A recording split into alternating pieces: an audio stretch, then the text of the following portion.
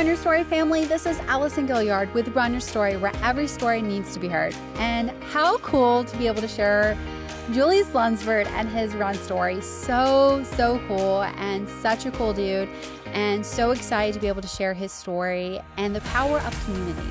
That's what I took away from this. And I say it all the time that we have the best running community, and we really do.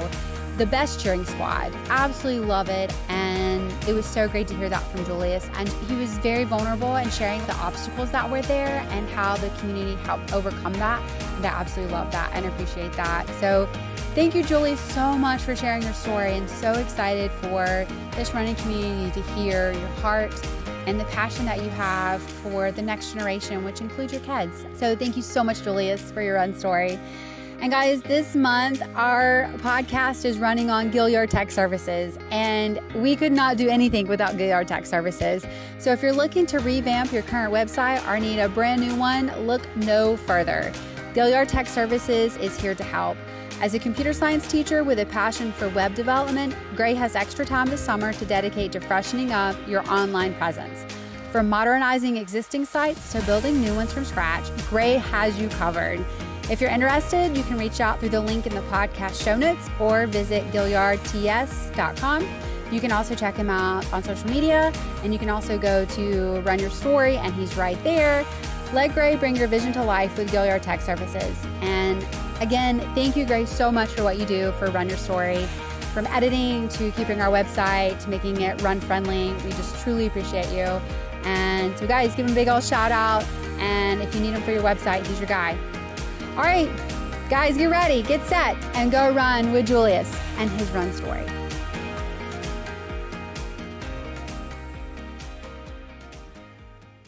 Dude, finally it's here. Yep. So excited about this. Yeah. So I'm a huge fan of yours, and you were just such a cool runner, and you make running look so easy, even though I know that you've talked about how it's not easy. Yeah. But I'm really excited about this. So thank you for making time to share your story. Yeah, no problem. And thanks for being such a great advocate for the podcast. I appreciate that. No problem. All right. So Julius, what is your run story, my friend? Well, I started off younger at like maybe fifth grade as being like a chunky kid with asthma. And my dad, he got into his car and drove around the block and to measure out a mile, and he would just walk with me, keep on walking. And I started running a little bit. Later on, I found out my dad didn't like to run because once I started to run and run faster, he would wait and put inside of the van and then follow me. Because he couldn't keep up with you. He couldn't keep up with me. But yeah, it was all for more so basketball and football. So I liked it, but I just didn't know anything about cross country or anything like that. Because it wasn't really, it was frowned upon almost. You got talked about where I came from. I got talked about being, I guess, a black man or a little black boy on running. They always make jokes like, you don't run unless you have a ball in your hand or some stuff like that. So, and my dad, I'm glad he even just introduced me to running, but it was always involved with like boxing or basketball or football, that stereotype. But later on down the line, somewhere probably in college, I gained weight again, and I started exercising because my wife had our first son, and I was thinking about how I want to be around for my son as far as being actively running around in the yard and not being out of breath. I had high blood pressure too at the time, like at 20 years old. Wow. And I started walking then. Just like I was walking with my dad, I started walking, and I did that for 6 months, and then I started to run. I was going to Alabama State University in Montgomery at the time, and I would be running for a mile. And it was this other guy out there. I'm a real competitor. He was not like, at all. and he was like much bigger than me, and he was out there running 3 miles. Because I went out there and asked, man, you running around here like forever. And I was like, if he can do that, I could do it. And that was actually my last semester of college. I was like 25. So from the beginning of the last semester in 2019, all the way up to graduation day. I would just go out there every other day to try to build up to 3 miles. And I don't know what pace I was going because I have no watch. I had no out. And I was running in jeans and with thermals underneath the bottom and underneath them. No type of workout clothes, just jeans. Wow. Yeah. And then I graduated, came back to Mobile, and started running by myself. Because actually, when I started back running, I did say something about me being there for my son. But what influenced me to be there for my son and my wife and healthier me was a group that I advocated for Black people to get out, to not fall in that stereotypical norm of being unhealthy, eating soul food all the time, having high blood pressure, dying for heart disease, which my granddad passed away of 46 of heart disease. So I have so many reasons why I run. So you moved back to Mobile? Yeah. And started training? Yeah. Running on your own? Running on my own. Okay. And I was running at Lad People Stadium for my first time, and I stayed at that 1 mile. Because even though I could run 3 miles, it was hard. And I'm pretty sure I was running out too fast, too often. Like I tell people all the time now, because I do heart rate training. It was a guy named Greg. I forgot his last name. Older guy. He was like 50-something, work at Metro at the jail. And I would just keep on running with him every now and then because his schedule wouldn't line up with mine. Sure. Probably once a month. And then I signed up for my first race, which was the Chickasaw 2-miler. That's a funny story. Competitive, like I said. And I went and warmed up at 8:30 pace. And come to find out that was like my racing pace. Because I went out with this guy that I was talking to him, and he was like, yeah, I do these marathons and triathlons. He's 50 years old, super fit. That was probably his 50K pace or something like that. He was actually warming up. I was racing for my warm-up 2 miles, and then I went out and I started off for the race. And halfway through the race, I had to start walking. And you know how hot that race is. And I actually was running in sweatpants too that day. And it's 90-something degrees that day. And I got passed up by Moraine grandson. I forgot his name. He was 8 years old at the time. Owen? I said, Owen? No, it was okay. His little brother. Okay, gotcha. Those okay. little legs running fast, going by fast, and I saw gray hairs. I was like, oh my gosh. I just shared a post on Facebook about my first marathon and how I felt, and that's how I felt for my first 2-miler.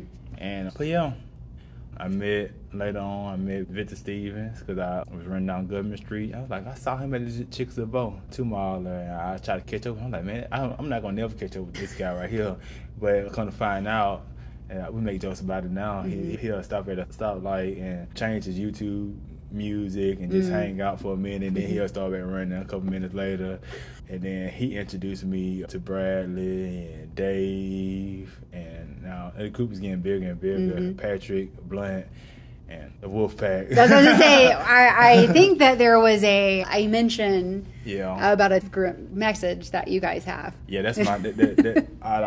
Even though I've met so many people, even in other states and stuff, that's my closest group. Because I also came from that group that was trying to uplift Black people, were also like not bashing, but making other races look bad.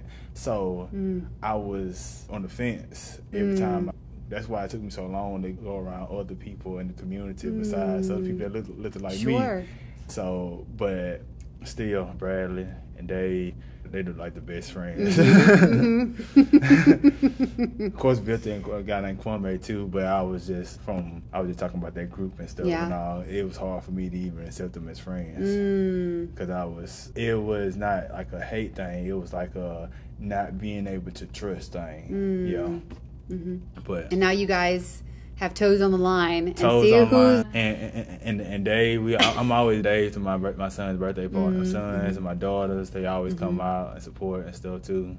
Yeah, we actually get ready to probably building a house right down the street from Dave. Wow. We're gonna be hanging out. Yeah. Oh, I love that. Yeah. So what a transition you've had, because now you go everywhere to run. Oh. So your story has come from being in jeans and sweatpants. Yeah. From Chickasaw, your first 2-miler. Yeah. To now, look at all that you've accomplished. Yeah. I never thought I was going to be able to wear like 3-5 inch shorts. Because I went from the sweatpants, which was a religious thing, honestly. Okay. And at the time, to 7 inches. I was like, I know way I'm not wearing those 5 inches. No way. Now I even have a few 3 inch. Whoa. I'm like, oh, look at these legs. But that's hilarious. Yeah. The funny thing is, like back in the days, I was raised by my aunt and my dad too. But she would always fuss at me about, you need to go get you some shorts, and like shorts that go above your knees. She said they call shorts for a reason because they're short. That wasn't my style, and it wasn't style where I came from. Mm-hmm. So, but she passed away now. It'll be funny that she see me in some shorts now. But she actually was the biggest.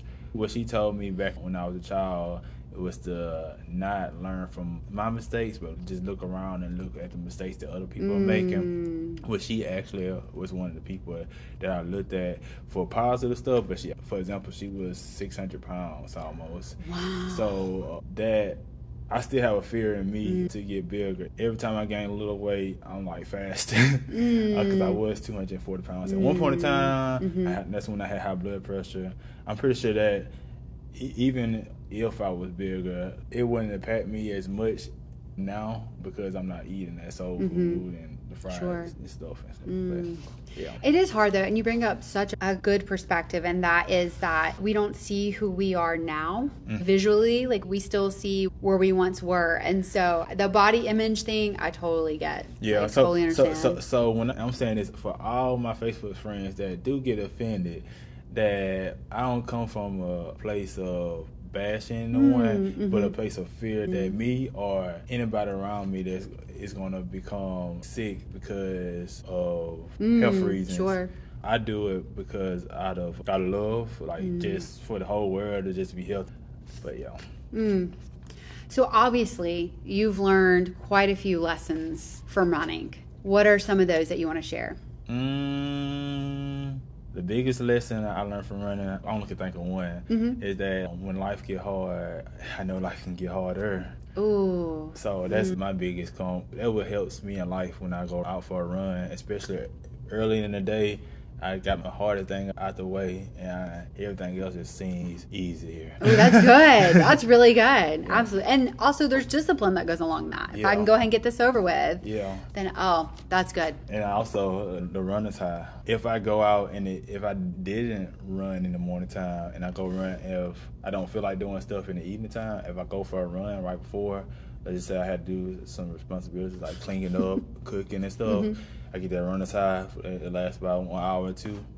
But I get everything out the way. And I'm happy. My wife's happy. There you go. Everyone's happy. Everybody's happy. She's like, listen, if I tell him to go for a run, it's going to pay off. Yeah. That's a great way to look at that. Okay. I like that. I got to know, what is your favorite race and why? My favorite race, I have 2. Okay. Since I do trail races and road races, my favorite race was the Houston Marathon. Okay. In 2023. Why? Well, most definitely because of the crowd. Before then, I hadn't done that many races, but the races that I did do didn't have so many spectators. Had bands and everything, and I just trained so well that the race went so good. It was like a nice even split type of race. And until I stopped, and I was hurting really bad then. I was like, how did I finish so fast and I'm hurting so bad right now? And the other race was it's called the Avid track, which was introduced to me by Barry Roberts, and I just love trails. But I only ran 3 trail races, and that was my favorite. It was nice and cool.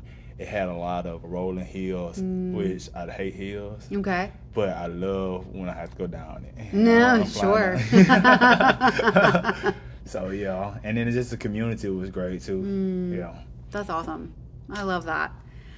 What does your pre-race routine look like? My pre-race. So, I've also went to a holistic doctor some years back, so he gave me a detox drink that I had to take in the morning. So I started my morning off with a cup of water, 8 ounce, and then I wait 5 minutes and take my custom mineral water that he prescribed to me.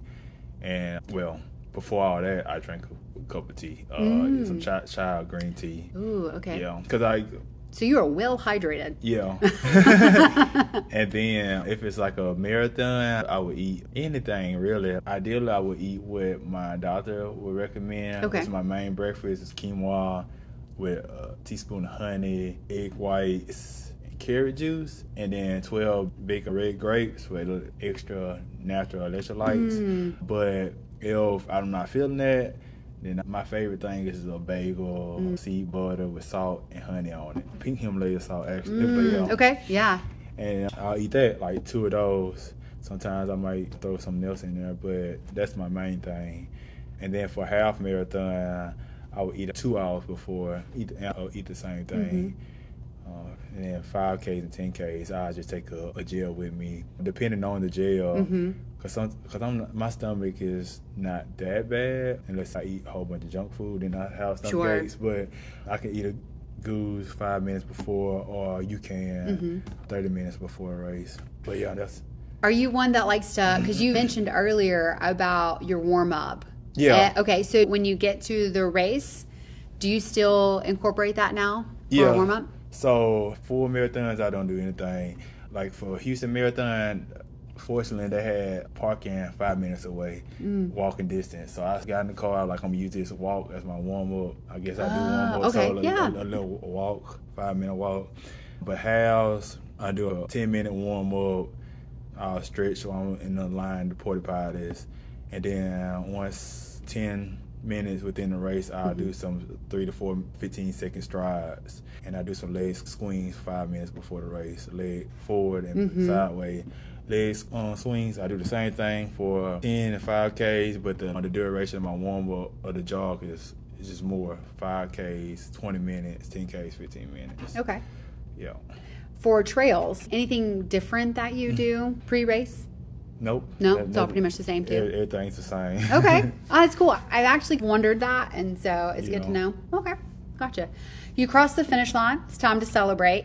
What does that look like for you? Just soak in the moment. Even if I do bad or good, I did the distance. So I just soak it in. I appreciate that I'm able to run. I have feet to run, I have legs. That's within the 5 minutes after finish line, and I'm also probably stretching in between that time too, stretching, talking to friends, which is awkward when you're stretching. And you're stretching down, looking up, talking to friends, if friends are there. And then after I get done stretching, I take in any type of fuel, as long as fuel. Like I drink a beer, I know that's not the healthiest, but it's carbs, so I drink it. The only thing I don't subscribe to is like hot dogs and pork and stuff like that. Yeah. But that's all. Oh, and I'm sorry. Oh, no, go ahead. I do a cool down too. Ooh, a cool down run? Half, 10Ks and down in a way. I'm too tired for a half marathon and a full marathon to do any type of cool down, just hanging out. I gotcha. Okay. What is your favorite running item? My favorite running item would be my heart rate monitor and my watch. Right now, my heart rate monitor is not working. I'm not paying for it right now. So I just say my watch, because I just got this cool Garmin for my birthday, and I like it better than my Coros.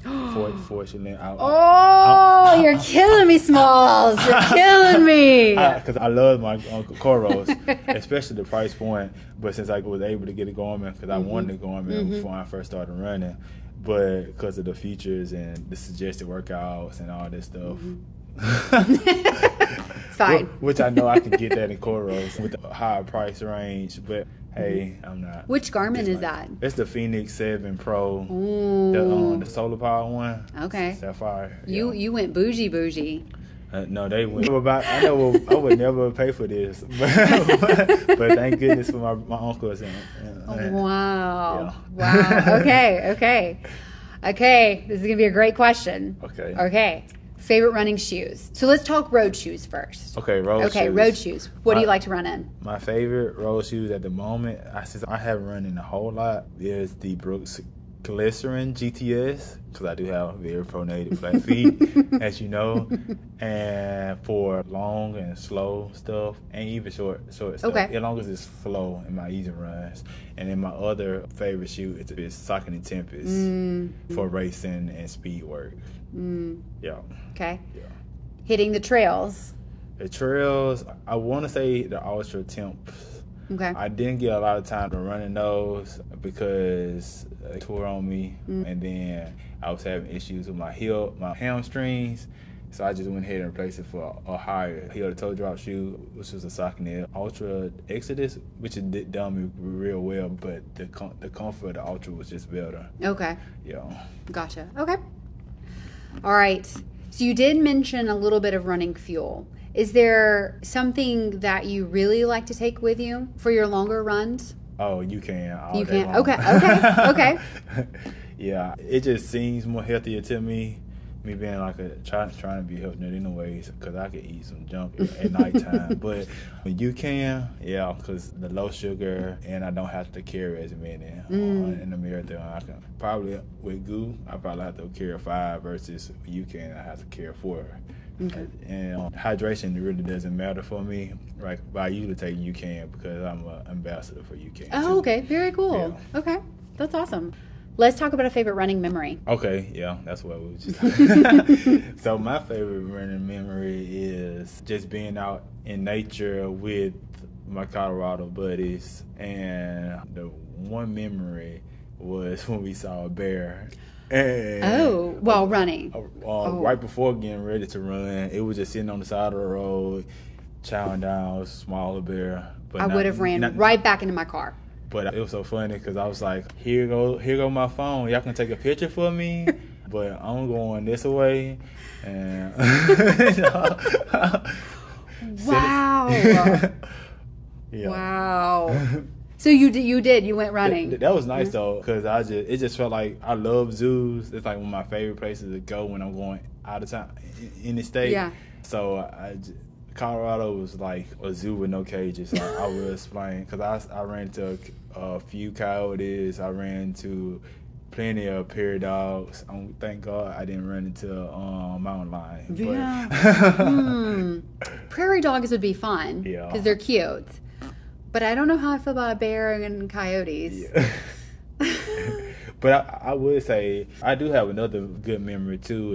It's memories, but just hanging out, when I'm able to in the evening time, going out with the Bluebell Bombers, and just after, we're not running anymore, but just after sitting on the curb talking. Yeah, that's fantastic. You mentioned so many great things that you take pre-race as far as fueling properly. When you're running and you cross the finish line, is there a food that you're like, I cannot wait to go eat this?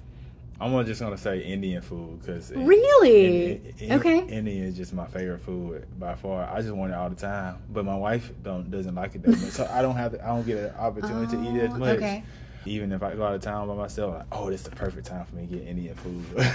Is there a restaurant here that you really like? I like the cuisine in India. Okay. Because they have a platter because I don't like to just eat one Indian food, because I'm only going every now and every blue moon. So they have a vegetarian platter. They have 3 different trays on it. I get to try all those. Oh, that's cool. So that's why I like them so much. So you put in all the work and you're like, let's go get Indian food. Yeah. And the only place that beaten cuisine in India was this little small restaurant in Flagstaff, Arizona. When me and my wife went out, she actually did come with me then. Okay. But it was so good. Oh, okay. Gotcha. Okay. Do you listen to music when you run? I don't. I preferably don't. Okay. I do listen to it when I'm on the treadmill. Okay. Because it's so dreadful. But, all right. Yeah. So what is your dreadmill list playlist sound like? So I listen to podcasts. I listen to your podcast, first and foremost.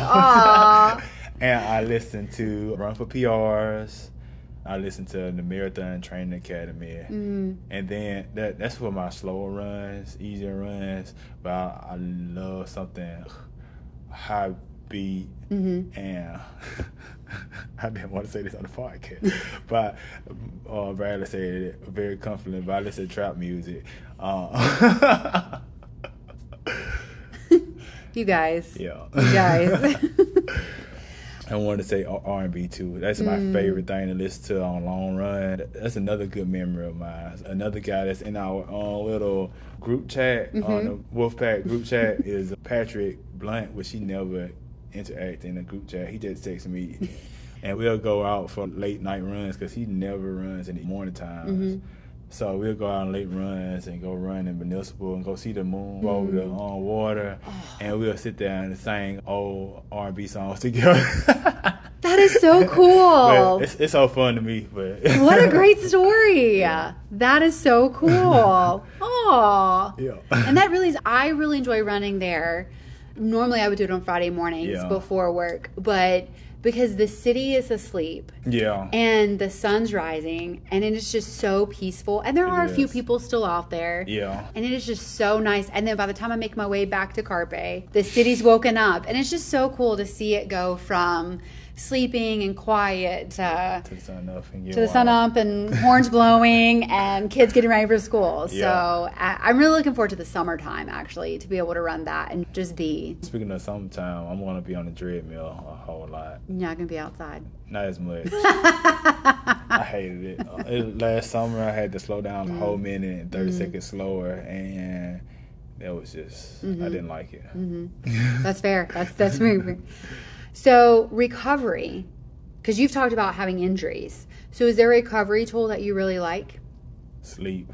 Oh, okay. Hey, I think that's a very underrated one. If I had to choose a material, it'll be my massage gun. Because I deal with plantar Achilles tendonitis pretty often. So just sleep, making sure that I take my multivitamins, or another thing that I'm an ambassador for.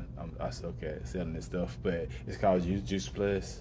It's called what? Juice Plus. Juice Plus, okay. It's just a freeze-dried fruits and vegetables in the capsule and plant-based omegas, the 3, 6, 9s, all the numbers. Nah. But I just do that because it can bridge the gap if you're not taking enough vegetables and fruit. So I just take that. Fruits and vegetables are good with anti-inflammatories and stuff like that. And with Achilles tendonitis, that's inflammation. So, just getting a lot of sleep, make sure I'm drinking a lot of water, and massage probably 3 times a week. Okay. Yeah. Cross training. I know sometimes you'll share about strength training. So what do you do for cross training when you're not running? Sadly, I don't cross train. I would like. You've talked about I have strength training. I like cross training, but I also look at strength training as almost a necessity. So I don't 100%. So I don't even look at it as cross training. I look at it as I need to do this, and then the cross training, I look at it as just a break from running and less impact on your feet.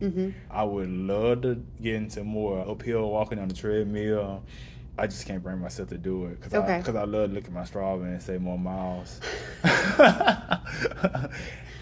And cycling, my bike is broke, and riding on the bike in the gym is very boring. Okay. To me. Okay. What has been a race that you're like, I don't know that I'll go back and do that? The Frosted 15. Oh, it's a trail race. Okay. And it was in Jackson, Mississippi. Somebody at Avid Track recommended and said it was very similar to the Avid Track, which is my favorite race. I told the opposite. It rained the whole week before, and it was very muddy. I got there and starting off in the race, I saw signs that said unmaintained trails, so I couldn't enjoy just out there being on the trails because the arrows is almost hidden. Like one time I twisted my ankle, not because of them anyways, but I was going down a hill and I was trying to keep from slipping because of the mud, and I twisted my ankle. And then I came back, it was out and back, so it's 15 miles out and back. So I came back and I missed my turn because of the poor direction, and my foot fell into just a whole bunch of mud, and I pulled my foot out real fast, and my shoe fell off. And so I had to go and dig my shoe out and behold, a shoe full of mud. And I just stuffed it on because I saw first place female, because my pride just got into my first place female finna beat me. So I just kept on trying to catch them, and it was her and another guy.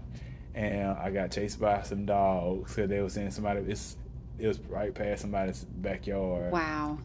And so I sped up faster to get close to face with a female and to be in the group so I wouldn't get chased. So once I got close to them, the dog stopped. And that's the day that I actually hurt my Achilles, my left Achilles, in that race because of the uneven terrain and twisted my ankle. And it hasn't been 100% since then. So not going back. Not going back. I don't see why people go to Mississippi 50 all the time. They swam for this me time because of the mud. I'm like, I cannot do a mud race anymore. Got some trauma there. Got some trauma. Wow. PSTD. So obviously, you being a fitter at Fleet Feet, you fit people for shoes, and they come in, and I'm sure you've had people that are brand new to run walking, and I know you give them advice. So what is some advice that you give them? The first thing I hear all the time is that they grew up not hating running. First thing I tell them is 9 times out of 10, I'm pretty sure you're going out too fast. I recommend doing nothing but easy running, and don't just go out there thinking that you're going easy running. At least go by your watch if you can't go out and get a heart rate monitor and look into the zones and see what your zone 2 is, or either at least do a method called the MAF method, which is an acronym for maximum aerobic function, because in the real world, most people are not super fast, not even me, because my zone 2 is like 10-minute pace. And I would like to run faster than that. Sure. So I always recommend people just at least do the MAF method for 6 months to build their aerobic capacity, because it's a lot easier. It's a lot harder to build your endurance than your speed. So you go out there and do some slow and easy runs to build your endurance before you start sprinkling in speed training or being in the gray zone all the time, because that's what we hurt ourselves at all the time. Running, because I want to specify what the gray zone is. Sure. It's the marathon pace. That's what they say. But I've seen people on Strava, because I'm a Strava stalker, and I see their heart rate is super high. I'm like, and then they'll run that same pace every day, and then go out and do a half marathon, 10K at the same pace. I'm like, no, you have to slow down. And that's also, the MAF pace is also a fat burning zone too, so it helps you to burn fat for fuel better, so you can be better at longer distance run. So that's good. I really like that. Yeah, because we know as runners, burnout can happen, and like you said, people come in and say, "Well, I hate running," and so that's really good advice. Yeah, because the main thing, the main thing that running wear is built off of, it's just what the industry put out, the no pain, no gain that's been going on for years, and they think they should go out and run harder and run faster, which I made that mistake. When I first started running, not first, but after a year of running, I would go out and go run 3 miles. I found this loop, and I try to beat that time every time. Oh, I see. I'll do a sprint towards the end, but now I know you should have a first, second, third, fourth, and fifth gear. You shouldn't be running one gear every day. That's good. Yeah. I like that. I just told somebody that right before I came here. That's great. That's great. I'm excited because we have 2 Patreon questions. Yeah. Okay? So one of our Patreon supporters wants to know, how has working at Fleet Feet influenced your running? It has definitely opened my mind a whole lot, I would say, because even though I was trained like almost generically just like everybody else, we do have books, because we are, like on free time, we are, what's the word for it? Marjorie, she pushes us to, hey, y'all can go read a book or something like that from off the shelf on your free time if you have free time. Or we have Miyagi videos, and it goes in depth more about our training. It has opened my mind just looking at all the different running shoes because you have the Brooks, the standard fit with the 12 millimeter heel to toe drop, and all the New Balance that have stability shoes that have nothing but media support, like the old school way. But Brooks has the guide rails that's more holistic, and then you have Ultra all the way over here, the zero drop, more minimalist shoe. Because after being trained, I would never have even tried the Ultra again. Oh wow! Okay. But I looked at books that were in Feet Fleet that was talking about Born to Run, where a treatment almost, I would say, to flat feet would be to wear almost minimalist shoes as much as you can and walk around and use it as a daily trainer to strengthen your arches. Sure. So your feet can be able to absorb shock more effectively by itself. And then also, the Ultra Rep was just in Feet Fleet right before I came here. And he was talking about, because I never knew this, but he was trying to tell us to be more confident to sell the Ultra. And the reason being because it's good for the feet splay is obviously good because if your feet are not able to splay out, then you start having ailments because your big toe is not able to stabilize you. Then you have to start working at your knees and hips, and that's when you start. Possibly that's why most people have knee replacements and stuff, like hip replacements and stuff like that. But also, what he was saying was when your feet is closed in, then those foot muscles are weakened and they cause elderly to fall and stuff, because that's the number one cause of falling is just not having enough strength in the feet to carry you and stabilize you out.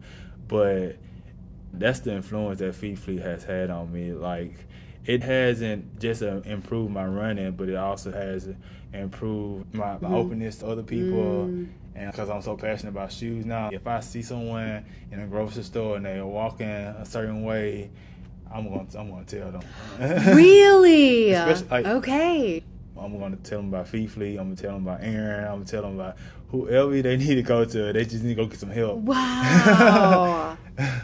You know, it's interesting you say that because I know when I'm at races, especially when we do half marathons and marathons, there's all sorts of gait running and there's all sorts. Sometimes you look at somebody and you're like, you just look like you're in pain. But sometimes that's their gait. But I've never thought about being in a grocery store and being like you do, like you're at races and you're like, yeah, those aren't running shoes. You got those like TTJ Maxx. So, and you're like, man, if you just had the right shoes, you'd feel way more comfortable. But I've never thought about being at a store and if you're grocery shopping and you see Julius coming at you, it's because you're wearing the wrong shoes. And that goes back to what I would tell people all the time too, is that another number one reason why they might hate running is because they're probably wearing the wrong size shoe and the wrong support too as well. Because when somebody's walking out the door after buying shoes, I'm like, you about to go out there and go run you some more miles now. You're going to be comfortable and happy about it. That's why I say a pair of shoes should make you smile. Your running shoes should get you excited about hitting the pavement or the trails. You know, they should get you pumped about whatever you're about to go do. Right. No matter the cost. That's true. Well, right. Hashtag don't look at the price tag. Okay, so the second question is, who has inspired you the most in your running journey, and why is it Dave McDonald? So who has inspired me the most in my running journey? I would say my dad, first and foremost, and another person would be Victor Birch. He was the one, even though he wasn't there physically, he was the one pulling me through. He's a marathon every time it got harder. That's beautiful. I love that. And Dave McDonald, he's a top 3 too, right? That's what it says. Well, he is one of the people that actually listen to me when I'm ranting about my own running science all the time. I was about to say, I could only imagine what y'all's conversations are like because he's such a shoe junkie and you're a shoe junkie that I could only imagine what that's like. And we get on Victor Stevens' nerves. So that's why he moved to New York. Probably why. So I'm done with this. That is fantastic. So let's talk about some goals that you have. Do you have any coming up?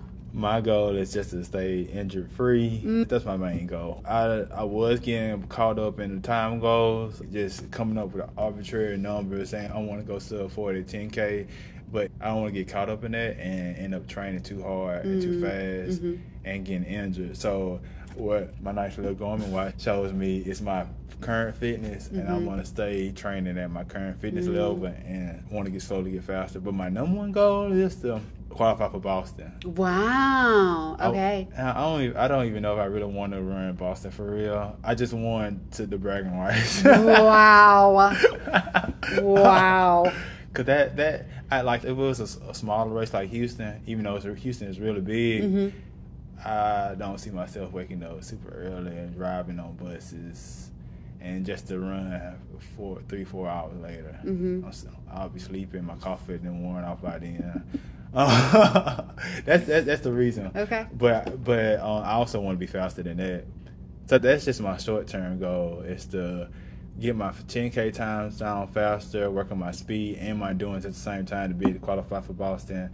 But I want to be what Victor Stevens called a big dog eventually. Okay. Like these guys named Kyle Kaufman and Tyler Gathers, they're running like 2:45 marathons. I want to be faster than that. Ooh, okay. But I don't know if my feet gonna let me do that, because I do have very bad feet and the time commitment for it.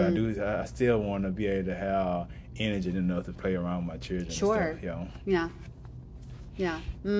Okay.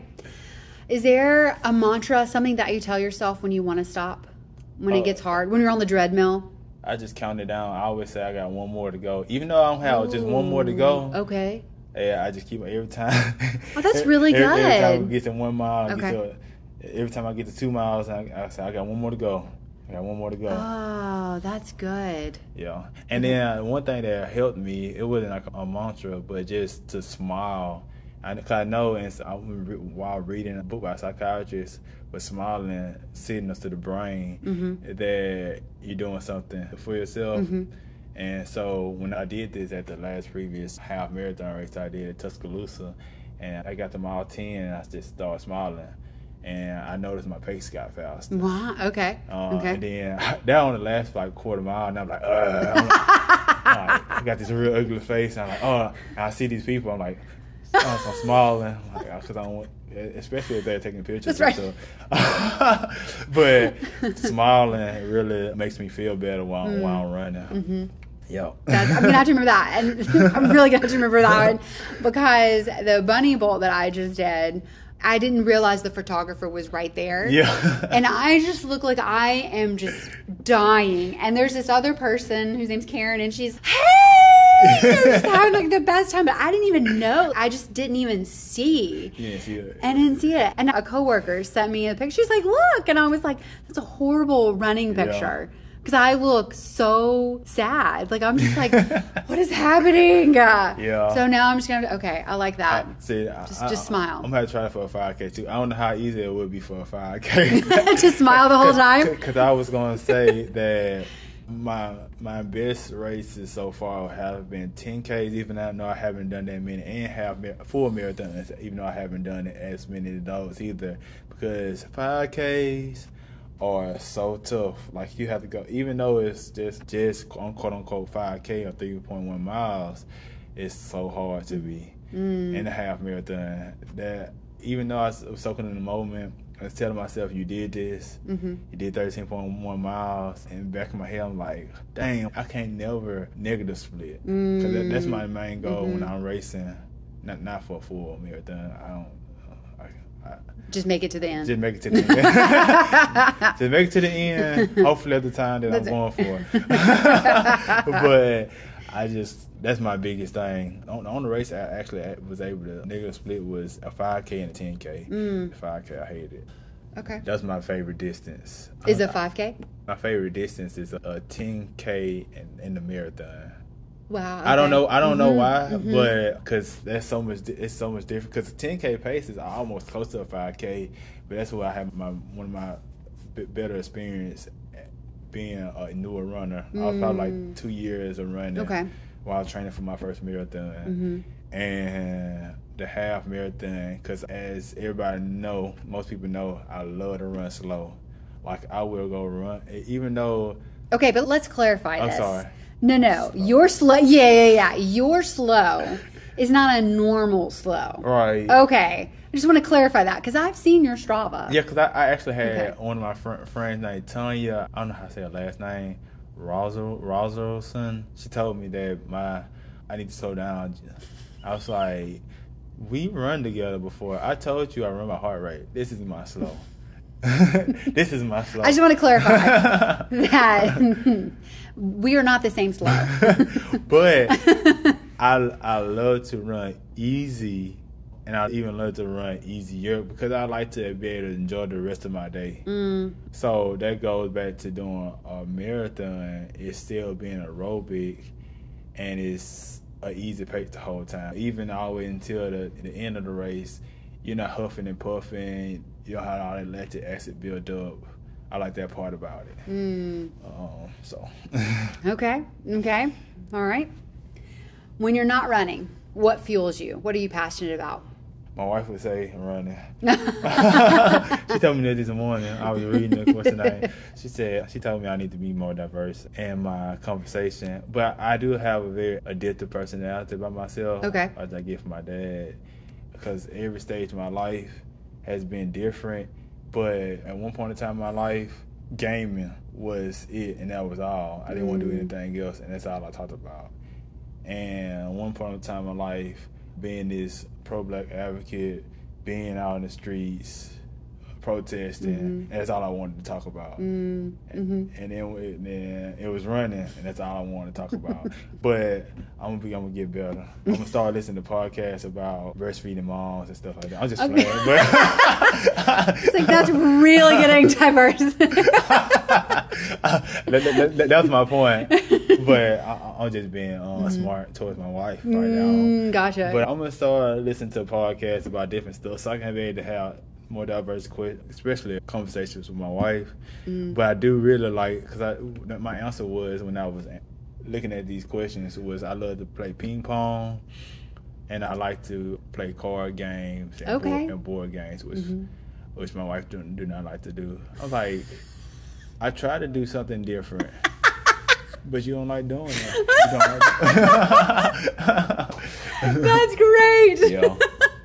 You guys should come play pickleball with us. Yeah, I really try to get out there. I just don't have the family support to watch somebody to watch my children. Oh, you can bring your kids. They're buck wild. They'll run in the middle of the street, and I won't be able to enjoy playing pickleball. I'm that nervous. Like, I had a time where I only had my son. He was 2 years old. And we were in Walmart or something like that, and he was screaming, wanting to get out the basket. So I finally gave in and let him get out the basket, and he ran into one of the clothes and said, "Daddy." He was screaming like he was lost, and I was scared. I thought somebody grabbed him. That's what I thought. Sure. And so I ran. I looked around first, but then I ran straight to the entrance, and I was just sit there and like looking, trying to make sure nobody took my son. But ever since then, I've been paranoid. Sure. And I have 3 children. I only have one set of eyes, and my wife had one set of eyes. So where the other child at? And so I'm always on my P's and Q's whenever we go out to big events. It's my most stressful time. Like even my garment says that's my most stressful time when I'm at an event. I can't enjoy it, like, because I'm worried about if my children gonna be snatched up. Yeah. Wow. But you've taken your kids running with you. Yeah, not as much as I would like to, but lately I've been trying to get my son. He loves to ride his bike, so he just rides his bike around when I run. Riding his bike, he wants to run real fast. And I think that's how most children know. They feel like they got a race with everything. But yeah, he'll ride his bike, and my daughter, on the other hand, I just have to get my stroller for her because she got these little short legs and she won't be able to keep up.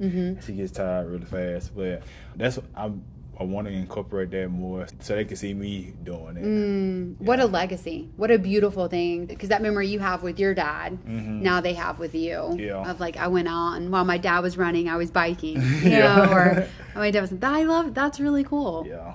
That's very cool. Yeah, that's my main reason to start, and I just want to be a better role model. Yeah. Well, thank you so much for doing this. Yeah. It has been such a joy, and you're so fun to watch with running and what you do within the community. And yeah, just thank you for who you are.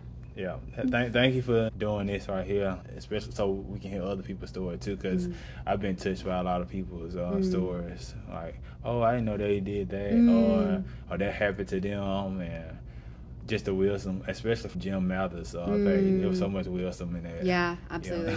Oh, thank you, Julius, so much.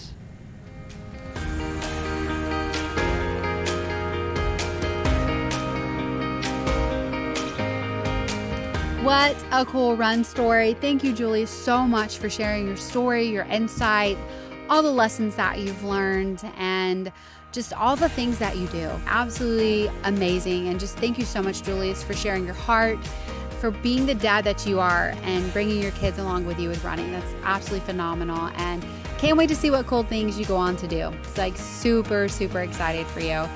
You are amazing. And amazing also covers Gilliard Tech Services. Guys, definitely check him out. You can go to our website. He's there. You can go to his website, which is gilliardts.com. He's also on social media.